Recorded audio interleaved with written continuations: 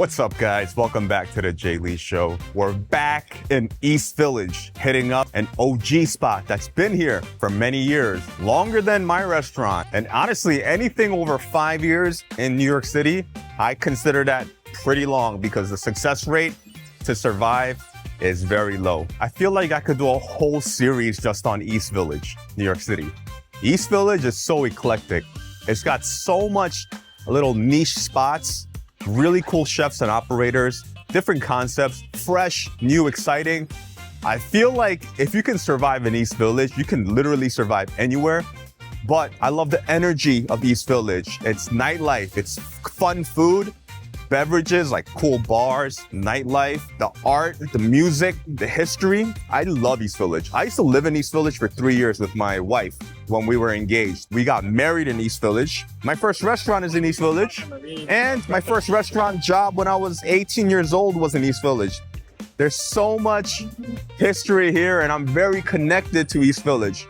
So maybe, just maybe, I'll do a whole series on East Village. I don't know. We're on East 7th Street between 1st Avenue and Avenue A, and we're hitting up a spot called Foods. It's a Taiwanese American spot owned and operated by Rich Ho. He's a chef. Him and I, we became friends through mutual friends, but you know, we all know each other somehow, right? We never worked together in the past, but we've hung out together. We've done events together, and I've eaten at his spot many times. He's been on my podcast, so I'm visiting him now at his restaurant, Foods, a tiny, cozy spot, but he expanded. He took over a space next door, the same landlord, and he extended his dining room, which is really cool. This is like another way to grow your business without adding a brand new concept. You're just expanding your physical space. It's really interesting, right? Many people want a bigger restaurant, so they're like, oh, let me open up a second restaurant. But no, he was like, yo, this space opened up. Let me take that over and let me more than double my seating. So I'm excited, and let's see what he's gonna cook up today. I'm craving some beef noodle soup. I hope that that's what I'm eating today. But anyway, let's see what's up.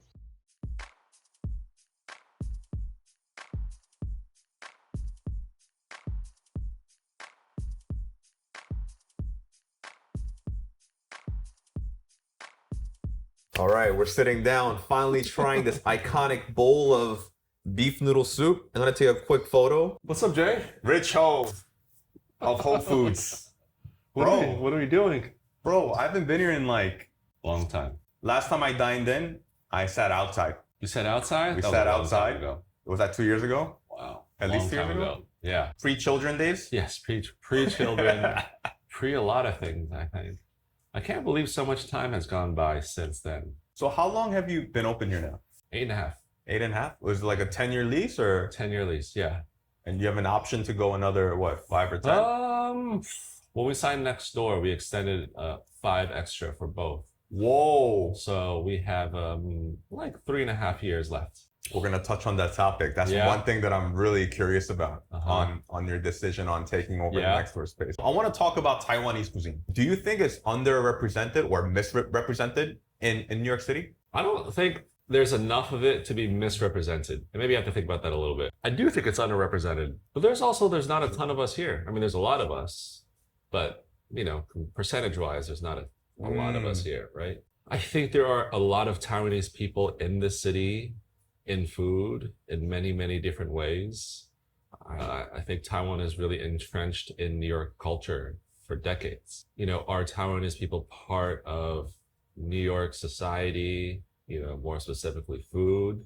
100%. Are there places that say they're specifically Taiwanese or Taiwanese related? Not a lot. I have my own thoughts and theories about why. You know, from my personal perspective, I wish there was more Taiwanese restaurants, whatever that means. Why isn't there more? What is it a product problem, or is it like the younger chefs that need to like represent the culture more problem? Yeah. Like what is it? That's a good question. I don't know why I think so much about this. You know, I think about this all the time anyways. Yeah, I think you have both ends of the the spectrum. One is there's not a ton of Taiwanese people in food. I mean, for me, I feel like there are because this is my world. Well, you're one of the few, right, in New York City. Right, like my friends, the people I meet, whatever happens, I get introduced to if someone's opening a new restaurant or doing a new thing. I think that's like so seeing Taiwanese people doing Taiwanese things is very top of mind for me. But is it top of mind for everybody in New York? I think clearly it's not. I think more Taiwanese kids just need to work in restaurants. Yeah. As simple as that. So, I mean, your story is interesting because you weren't a chef before you opened up Whole Foods, right? No. And it just kind of happened. Well, that question before kind of answers this, is that I was trying to find people interested in Taiwanese food and I couldn't. I just didn't know anyone who wanted to make this food, who had the palate of it growing up, who is, maybe some people were a little bit interested, but not in the way that like what I wanted to do. You know what I mean? Yeah. So you said, screw it, I'm just going to do it myself? Yeah, we'll try to figure it out, Yeah. You've been doing this forever. Not forever, but... Not forever, Forever and a day. Yeah, forever and a day. One day less than forever, right? Because, it's still going, I think. So I not that I didn't have a choice, but I didn't know where to look. I was much younger then. I don't know if I had the resources or, at least for the people around me, I didn't know anyone. But you knew, like, how to operate a restaurant because you were managing a restaurant before, right? So that was that like your confidence? Like, okay, I know how to run a restaurant. Right. I just have to figure out the food part that I grew up on. Yeah. Once I nail this, we got it. Was that kind of the thought? I don't think we thought too much. I think we just said that we just have no choice. Yeah. We want to open this place. We want to make this food. I think part of me also tried to go into like an old Taiwanese restaurant, be like, hey, like, can you teach me? Can you do this? And I think before there was a kind of more of a skepticism towards these young kids. Every time I ask someone old about food, about why they did things a certain way, they're like, don't be so, like you're not going to make it. It doesn't matter. Like, don't worry about it. It was so much of that. It was so much of this like reluctance to share, and also like this life is so hard. And part of that, it 100% is, but part of that, during that time, I didn't care. I wanted to know like why they did certain things. How. I'm curious though, because 8 years ago, obviously Taiwanese food has come up a lot since then. Right. But 8 years ago, it was like pretty bare, right? I would say. I got a funny story here. Like one day, this guy came in. This really old Taiwanese man came in and sat down and said, "Give me some food." And I wasn't here, right? Like I was like out picking up something, groceries or something like that. The person who was working called me and was like, "Hey, I think your uncle's here." I was like, "What do you mean my uncle's here?" He showed up and I started talking to him a little bit, and then I called my dad. I was like, "Dude, do I have an uncle here?" And he's like, yeah, I think so. I was like, "Oh, you never told me about this guy." He's like, "Yeah, he is your uncle. I mean, not like close blood uncle. related. Yeah. Like blood related? Blood, yeah, maybe removed, but like there's some sort of blood related. Yeah, okay. Right. And then I served him, and he's like, this crazy character. He's like, "Man, I gotta take you out." Like, so. Anyways, very, very interesting stories. He wanted to give me gifts. He gave me a gift. It was a bag full of like white socks. I don't know if he found it and he was like, trying to. I was like, "Oh, you've been in New York for a long, long time." He moved here in his 20s or 30s. I think it's his 20s actually. Moved straight to Flushing. Actually, that's not true. He went to a few other states before that, before he ended up here. I wanted to learn more about, I was like, "Oh, is there always Taiwanese restaurants here?" He's like, "Yeah, there's actually some, in Whitestone, there's an old Taiwanese restaurant, Bayside, on Baxter Street, there used to be a Taiwanese restaurant on, what OK Ryan used to be this, and, all these places that are here now, there's still some kind of resemblance towards that." So they've been here for a long time, kind of in that small, selective way that we are here at the same time. Yeah, and he took me to this place, it was like, looked like a Chinese takeout place. It was a Chinese takeout place, right? But it was two Taiwanese ladies in there, and it was like classic like Taiwanese lunch. You get 3 things and rice or something like that, or you get like the sautéed, like the the stir fried rice noodles, mi fan. That's what they're famous for. I realized they're famous for it because you order one, it's like, you know, you have 4 pounds of food or something like that. And you get to choose like a salty soup or sweet soup. You know, it was like very reminiscent of places I went to when I was growing up in Los Angeles too. And they've been doing it for like decades. So to say that, you know, there wasn't a lot of Taiwanese food, I don't know if that's true. I think there was a lot of Taiwanese food that people didn't really, I mean, that place on the corner in Elmhurst with the green awning, they've been there for years. I don't know if they sold or the sons, and, you know, there's a whole other story. Or the other place, you know, Taiwanese, not Taiwanese Gourmet, the other one I'm just spacing out on Main Street. So I think there's always been, back to that uncle. He's like, hey, my first job was to work for Shorty Tang when he first opened. Oh, wow. Right? Yeah. That dude's a legend. I mean, he's been around a long time. Yeah. Right? Is he Taiwanese? He's not Taiwanese. That I don't Tang? know. I don't know. Maybe he's part. They open a, you know, kind of a Taiwanese, more dishes and certain, you know, so, no, I'm always asking people. Upper East Side, you know, there's a Taiwanese lady that's been there for decades. Yeah. It's not Taiwanese food. It's more like Cantonese food. Like, you know, Pig Heaven. You heard of that restaurant? No. You know who Ed Schoenfeld was? I know Ed Sheeran. Ed Sheeran? Pretty much the same. Yeah. One slightly older than the other. But I think that was one of his first jobs in New York City. He was like a host there or something like that. Yeah, like, you know, he was at Shunli, and then he had his own place in the West Village at the Duck thing. I think he passed a few years ago. But, you know, so I'm always asking people, hey, was there a Taiwanese restaurant? You know, I think on Howard Street, on Bastard, on Howard Street, there used to be a Taiwanese. And so, sorry, I'm all over the place.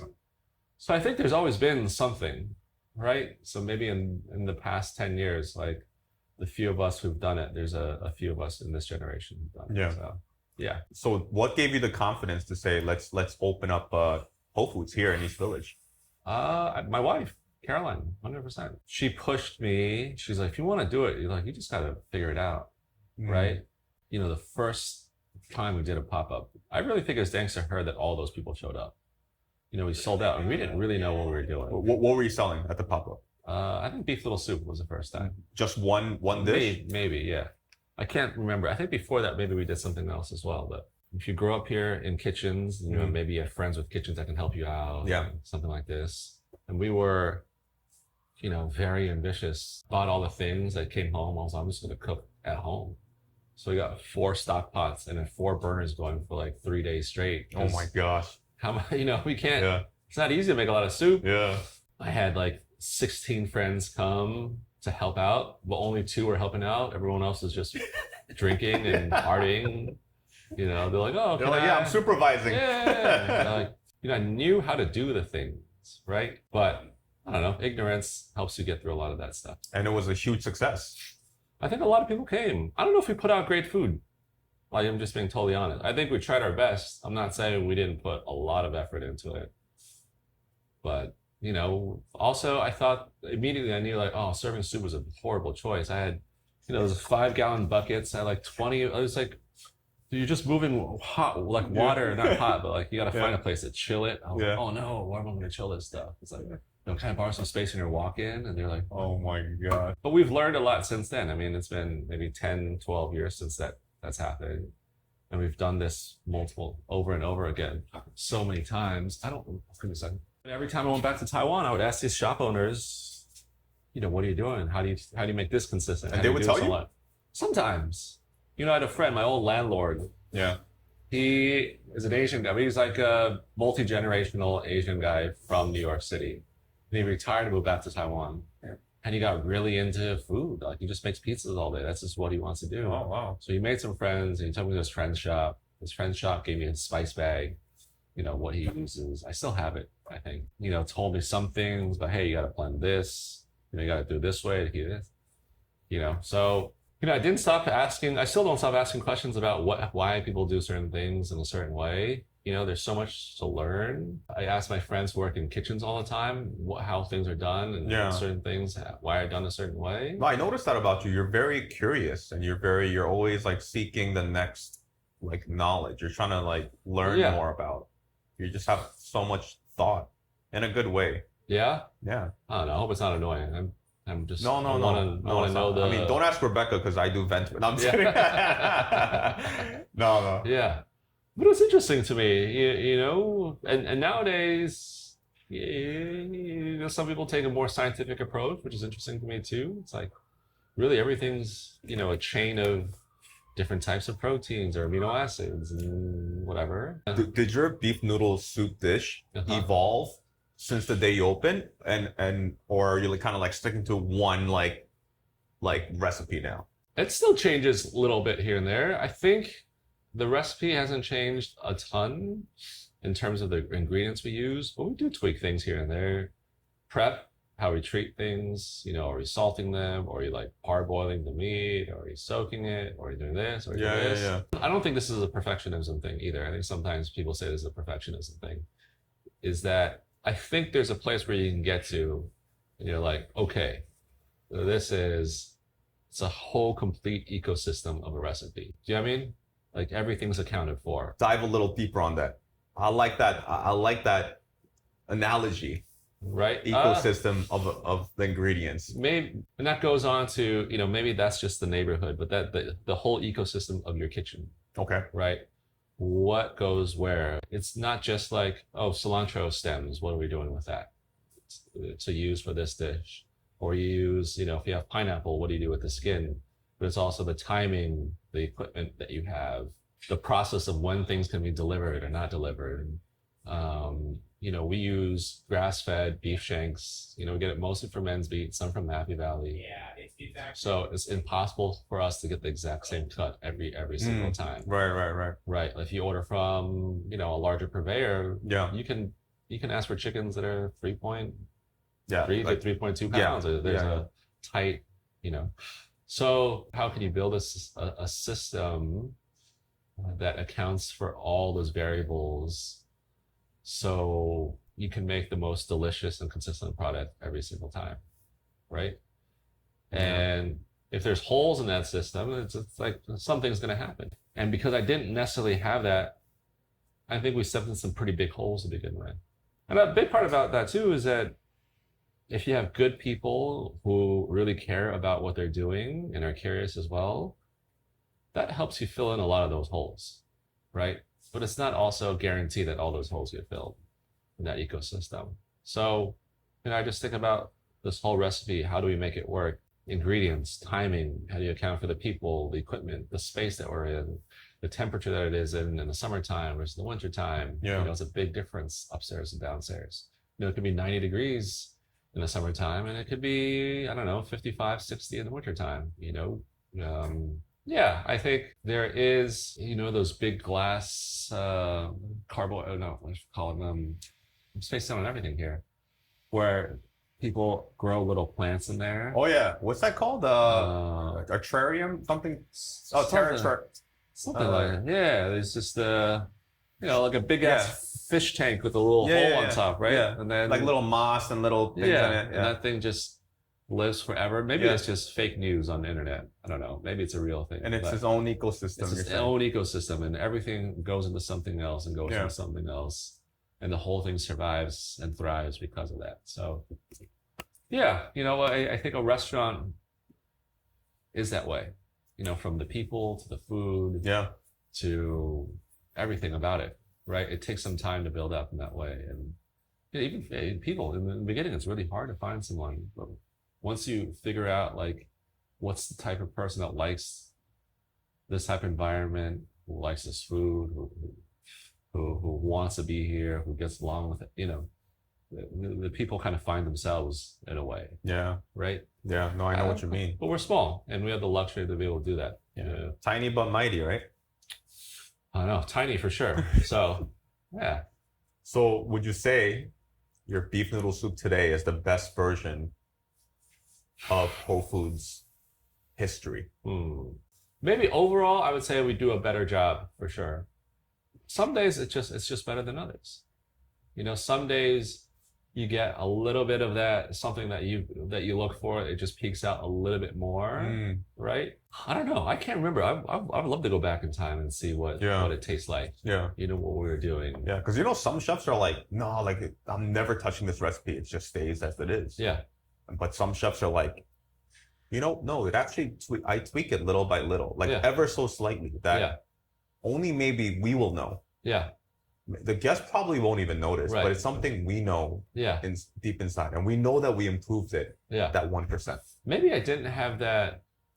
I'm always like, if you went to a classically French kitchen and you learn certain techniques and certain sauces and certain knife work and certain ways of doing things, you know, is it like classical music where there's just like standards of what things are like? Yeah. Usually, right? And then you kind of riff on that. Yeah, exactly.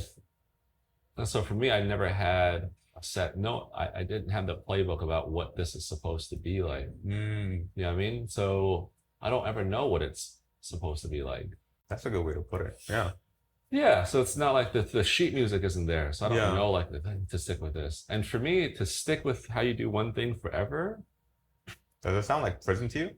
I like to think that there's certain recipes that have just been perfected, right? There has to be. There has to exist. Certain things, it's like maybe just leave it alone. Right? I think certain things. I think, yeah. Well, we can also come back to this and talk about how people perceive food when we go to restaurants. I think, you know, as kids, the type of restaurant that this is, when we went to that restaurant, we liked it because it did taste the same every single time. You know, I noticed this restaurant in, I think they do change little by little, but, you know, and we grew up with called, you know, 大和卤味. They've been through many decades now, but I remember one time I went to that shop and the mom said to me, "Oh, you're just coming back for that, you know, to remind you of what that taste was, right?" And I was like, "Oh, yeah." Like I never really thought about it, but this is the thing we're offering. And, you know, from a customer perspective, when I go out to eat, you know, does it taste the same? And how does that affect if I'm going to come back or not? Yo, that's crazy to think about though, right? A restaurant that survives that long of a time. Right.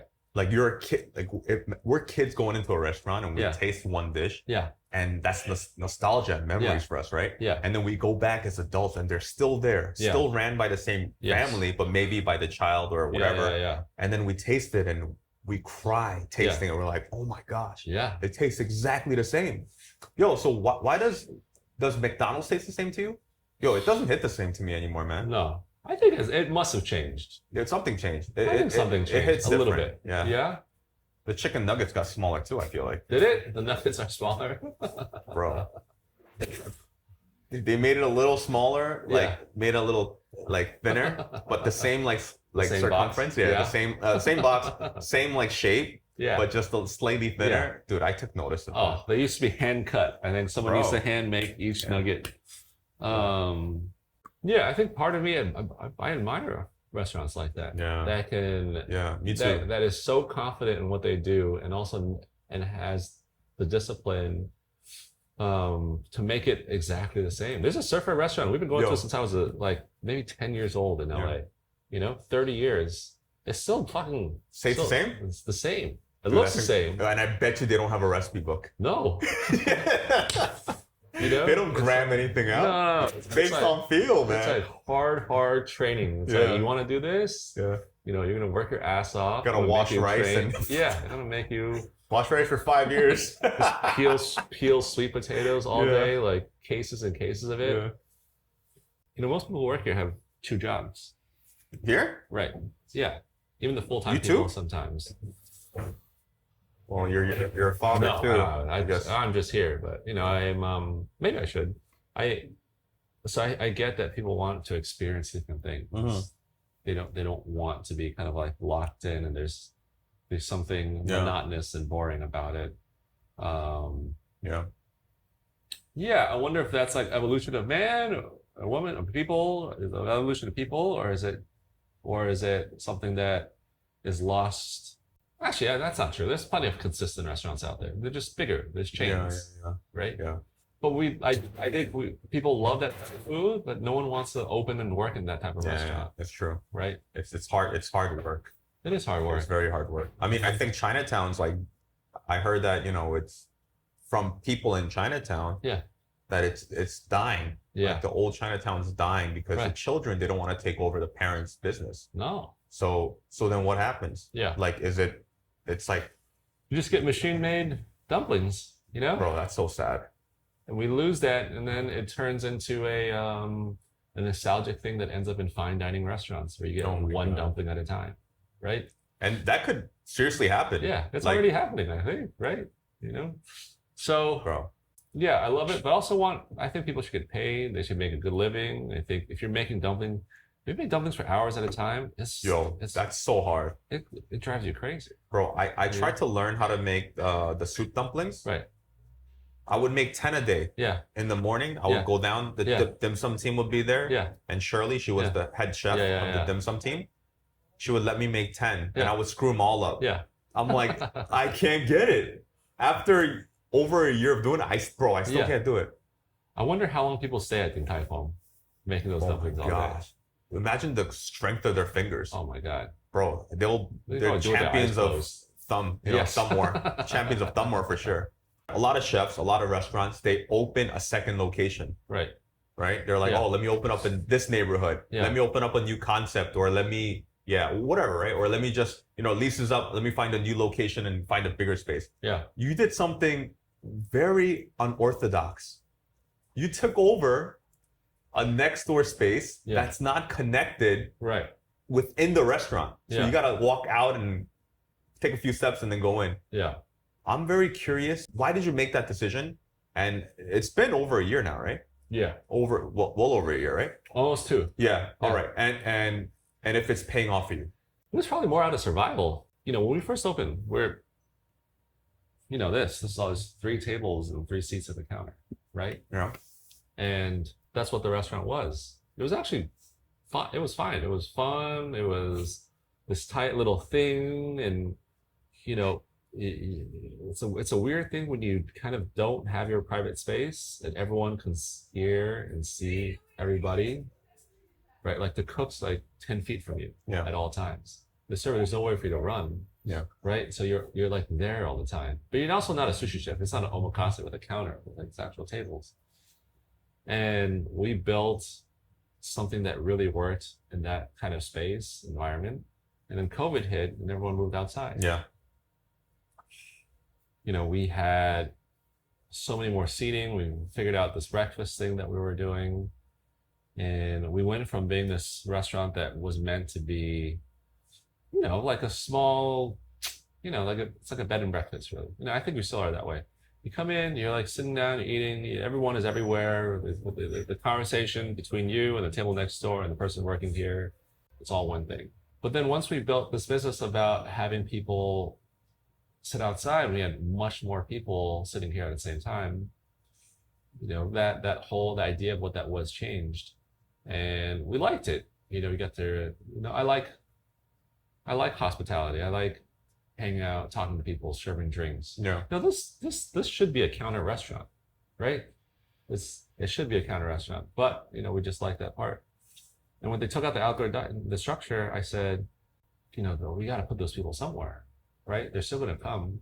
If we don't, I don't know what happens to this place. So out of survival, I said, okay, you know what?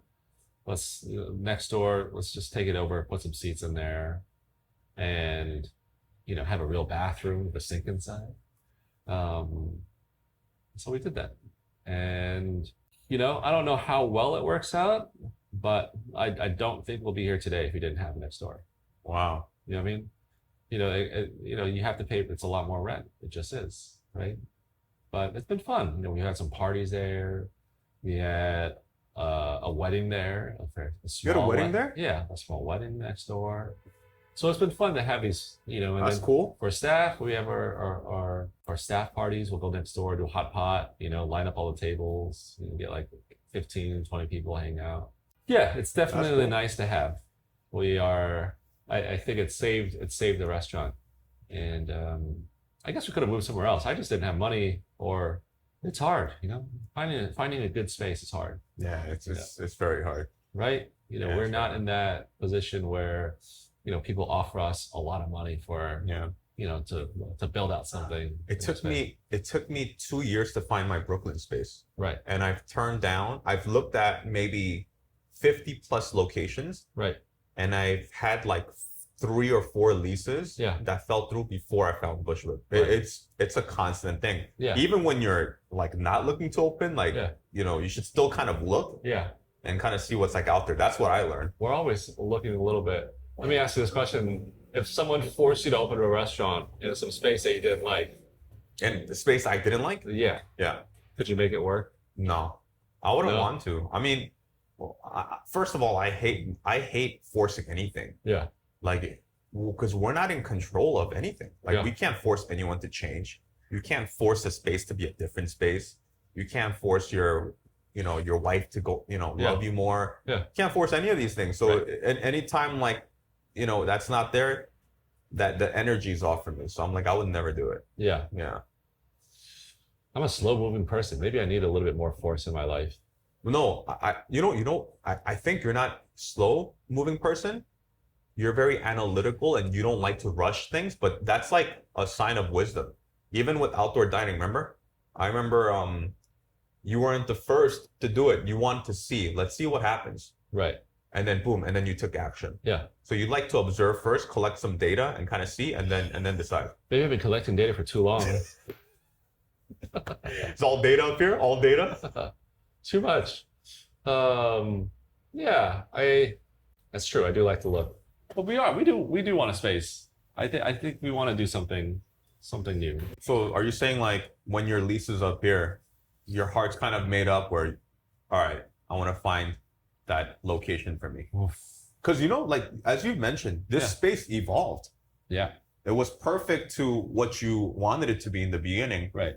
But through years and years with outdoor dining and just, things opening, like the next opening up, it just naturally flowed into a new direction, which isn't a bad thing either. Same thing with me. It kind of happened. So, but I made up that I want to stay in East Village as long as I can. Yeah. Because I put so much work into that space, right? And you too, dude, you've been here 8+ years and took over next door. Like, but where's your head at? Or you want to stay as long, extend, or you want to move on? I think that ends up where that back and forth with our landlord goes. So that's the ultimatum. I want to stay. I've just been in East Village for so long.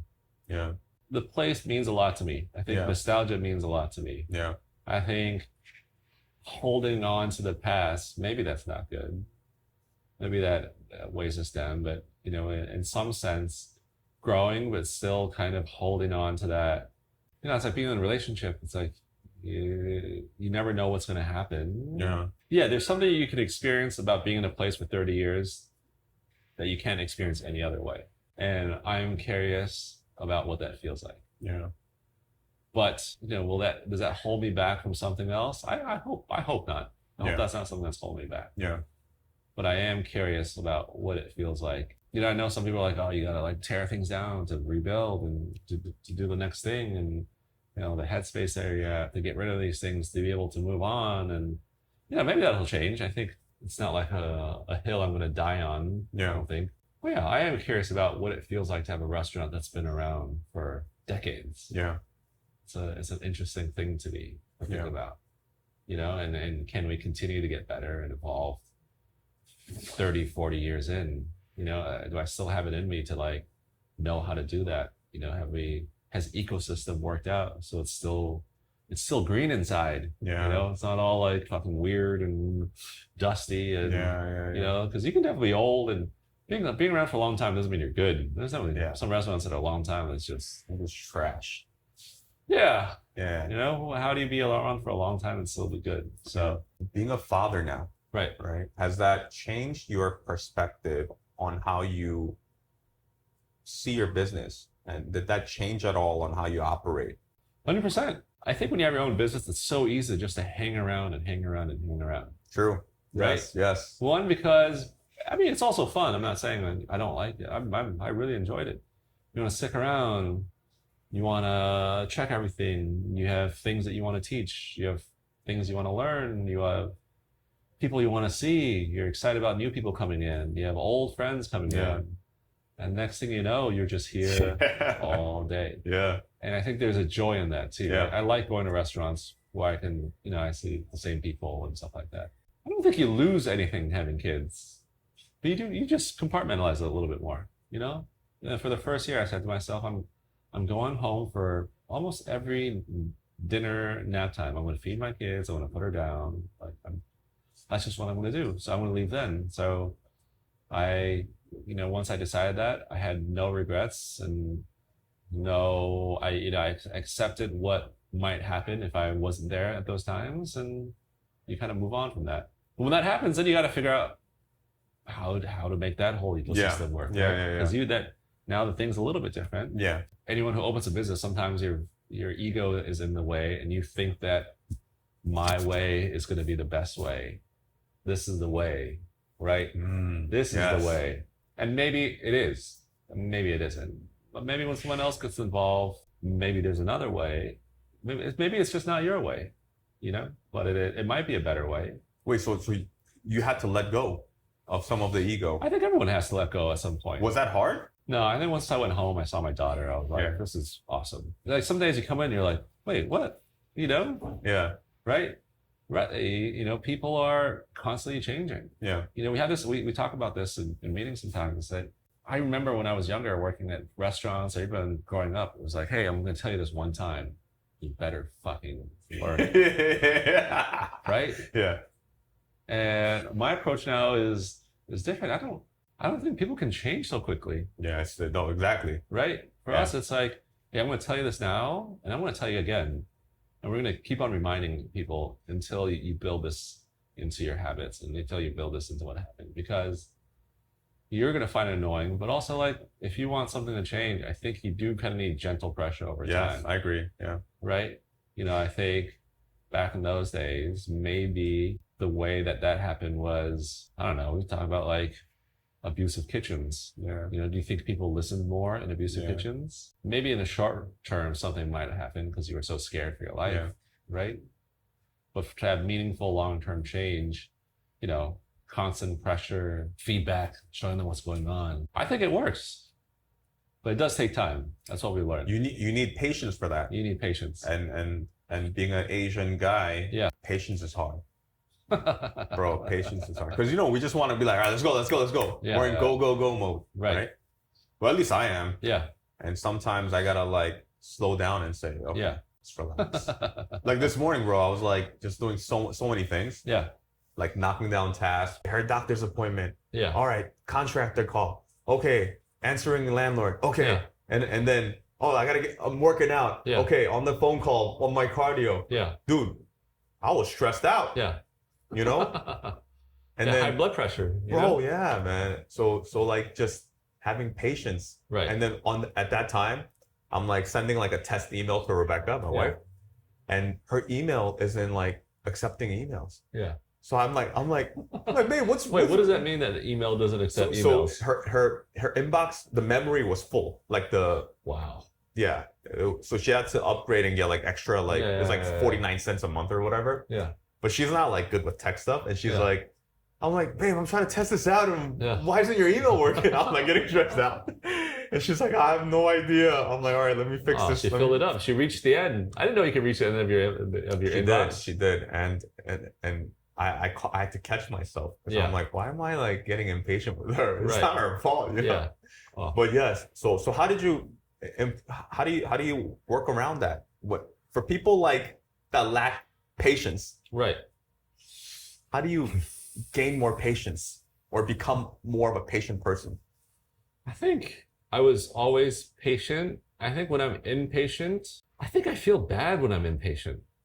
I'm not, I don't know. You feel bad for yourself? I don't want this to turn into a therapy session. It's like, why do I think in my brain, maybe I'm in my brain, it knows that doesn't work all the time. Bro, that's my biggest, that's probably one of my biggest flaws. Being impatient sometimes. Yeah. With certain things. Yeah. Certain things I'm very patient. Yeah.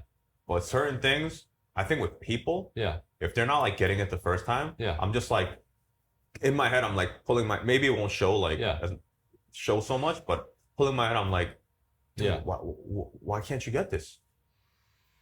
How much do you think people can change through pressure in a restaurant? Well, in life.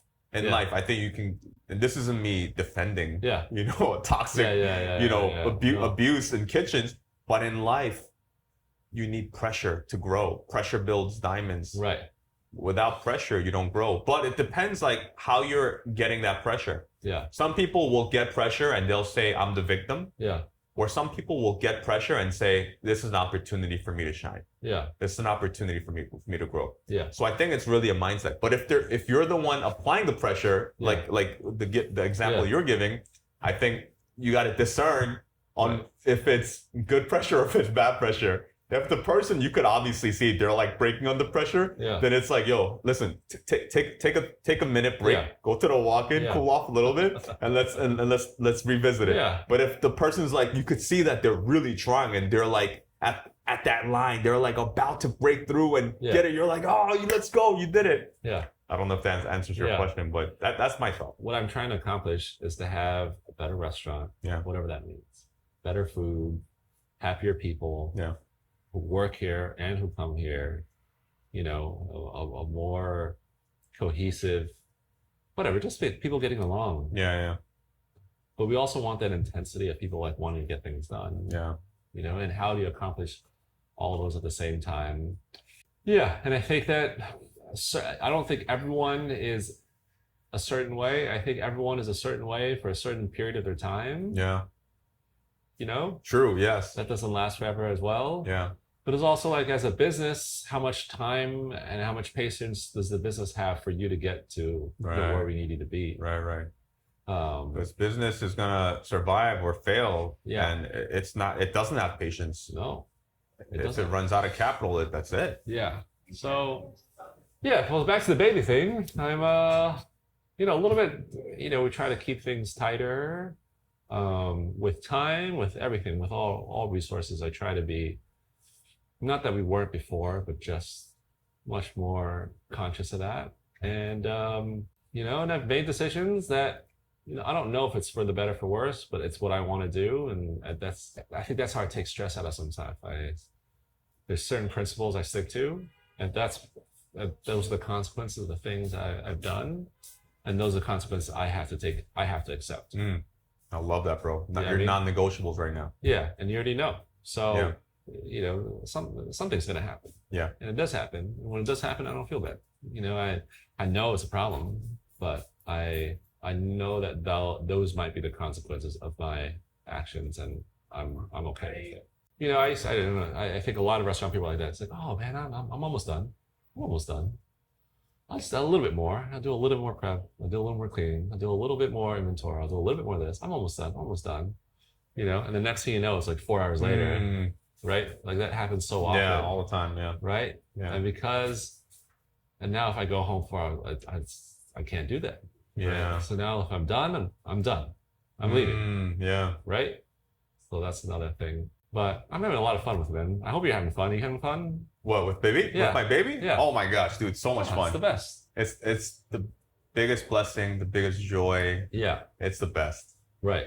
Yeah, I love spending time with her every day. Yeah. Yeah, just seeing her like reach new milestones, and it's the most amazing thing. I mean, I tell people all the time, like, yo, like opening a new restaurant, like it doesn't, like having a baby, just like that excitement and joy, nothing can bring me joy like that. Like not even 100 restaurants. Like, is it a drug? I don't know if it's a drug. There's no letdown with a baby. No. I mean, you're just tired. Yeah. But there's no like crash. Yeah. It's I don't know. Maybe there's something very self-serving about that too. Yeah, it's like, dude, they don't do anything. It's the best. You You want one more? Yeah, I think I want another one. We want one more too. Yeah, sooner or later. Yeah. Yeah. Sooner or later. But then that brings into business, and we've never been crazy business minded here. Obviously, we don't want to lose money. Yeah. But that's never been our goal. But at some point, we want another restaurant. And raising a kid in your city is not cheap. No. Oh my gosh, it is so expensive. Yeah. So it's a lot of financial responsibility. Right. And obviously we want to provide the best life we can, right? So so I know what you mean. I just want a slightly bigger apartment. Yeah. Yeah. I'm not asking for much, but All right, Rich, thank you so much. I'm coming back to taste a dish you're gonna make. Yep. But tell our viewers where they can find you. I mean, here we are. We're on 7th Street between 1st and Avenue A, in East Village, New York, 6 days a week, closed on Tuesdays.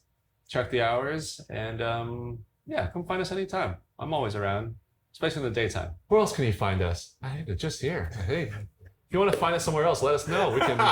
We'll come to you. We'll make some food. You know, we do catering and all that, whatever stuff. So yeah. And people can book private parties in your restaurant as well. Yeah. We do like they've been fun. We have one next week or this week, I think. Yeah, next door, up to 20 people. If you want to ask what the menu is, we serve everything we have. It makes it really easy. Yeah, I think it's the easiest buyout situation in all of New York City. It's 20 people max. What do you want to eat? We serve you everything we have like on the menu, and that's it. Easy as that. Yeah. What's up, Jay? Yeah, we're back in the kitchen a week later.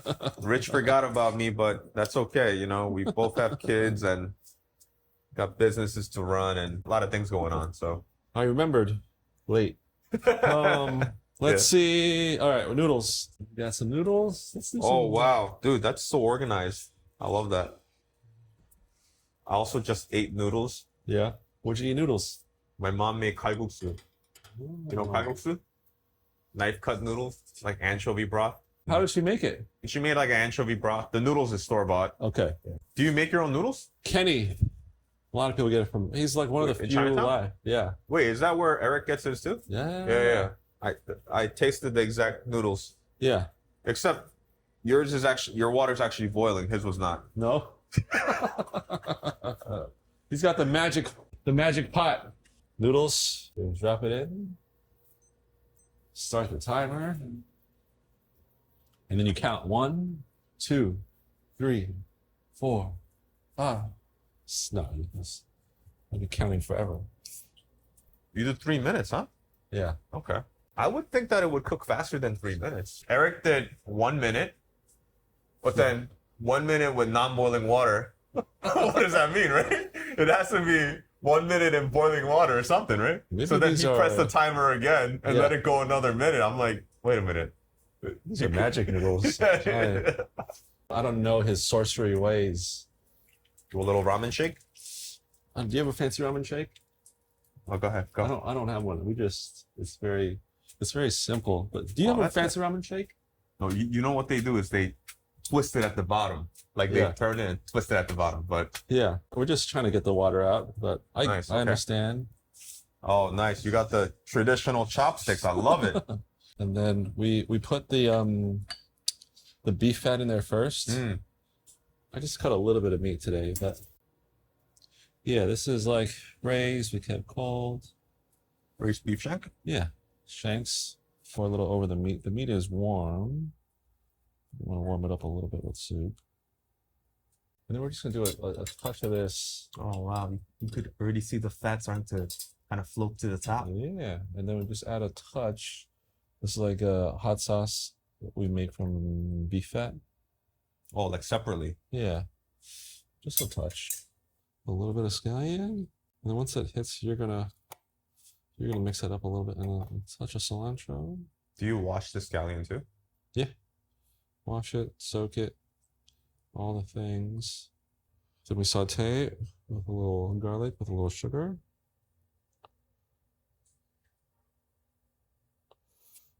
And that's it. You get a real simple bowl of noodles. Yeah, Wow. real simple. Is that for me? Yeah.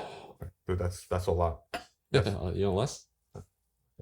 Do you eat a bowl of noodles like pretty often? I taste everything Nice. almost every day. Here, maybe some soup. Look at this. I'm not saying we're doing a bad job. Just sometimes stuff just tastes a little different, you know? Mm. Very clean. Yeah.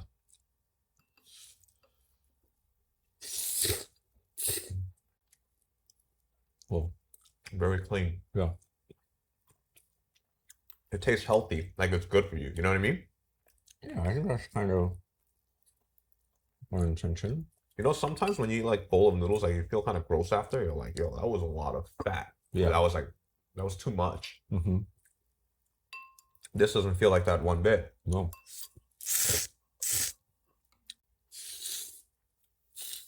And some of these pieces, there's a big tendon in the end. And the tendon just cooks longer than the meat. Yeah. right? Yeah. So Way longer. yeah. It tastes like I'm eating a beef noodle soup made in a temple. You get what I'm saying? I don't know if I like that. Temple, they're vegetarians. No, but you know how they cook like, well, yes to that point, but I guess more in the sense like, Yeah.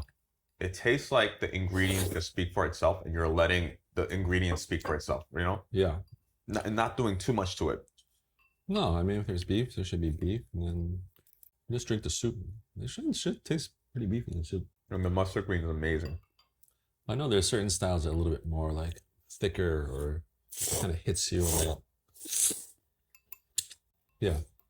I want people to feel good after eating it. Yeah. You know? You know the secret star in this Yeah.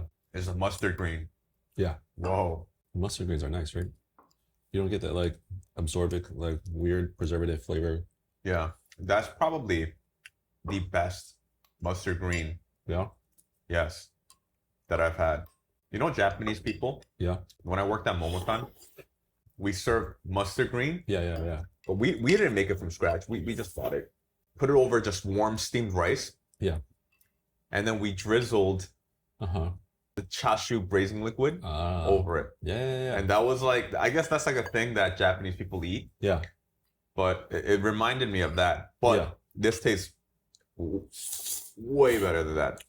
I mean, sometimes at home we make like we just call it mixed rice. You get some like greens. Mhm. Maybe your green's about to go bad, and you just like salt it a little bit, and then you just make rice and you mix it inside. Yeah. With like some peas or edamame or whatever. It's really, really healthy. You know, like little veggies in your rice. Yeah. Fan. You know, we don't have the tasu braised pour on top, but yeah, sometimes we make like braises, the hong sao, we'll take a little bit and drizzle on top. Oh, same yeah, idea. same idea, right? Yeah. That's where they got. Really That's where they got it from. Home style food. Yeah. Oh man. Hmm. Yo, incredible. Thank you. Awesome, man. Thanks for coming in. Thank you. I'll be back. Yeah. Whole Foods. Check this out. Many types of beef noodle soup. Yeah. Many variations. Everyone has their own recipe. Yeah. Whole Foods, very clean. You feel good after, and you'll want to come back for sure for a second bowl and a third. Peace.